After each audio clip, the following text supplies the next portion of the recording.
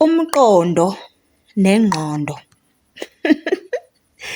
The brain, lokhu okuphakathi esikubonayo uma ngabe uvulwa, kufana ne-radio receiver nje.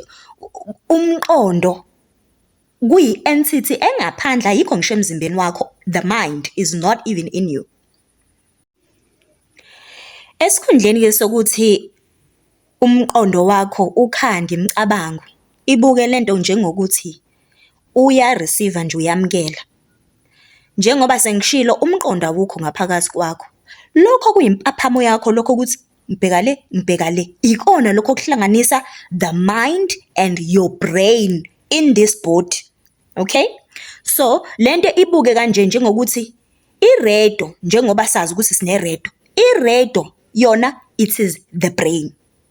Lokho kwama-radio waves emoyeni, imisakazo sisakaza emoyeni, it is the mind. Iredio yakho ayisho lutho uma ungazange uyithi uyithune uyifake ku-98.7 mangabe ufuna ukukhoze ngabe 98 point bani. So the mind yile ndawo le othuna kiyo-ke manje, ngoba already ikhona lesi siteshi esisakwazwayo.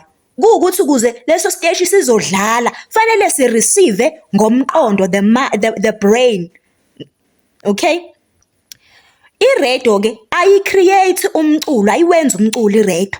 Yona iyawuphika up nje lo mculo odlalayo. Iyona-ke into eyenzakalayo.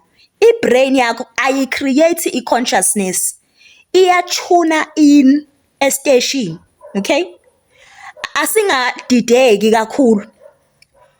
Asingadideki ngempela ngoba the brain ilento ekuwe ehlinzwayo ibonakala.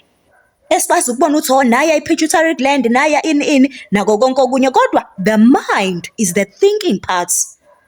The mind is not even inside your body. It is an outside entity altogether. I think we need a live for this lesson. I hope it's clear.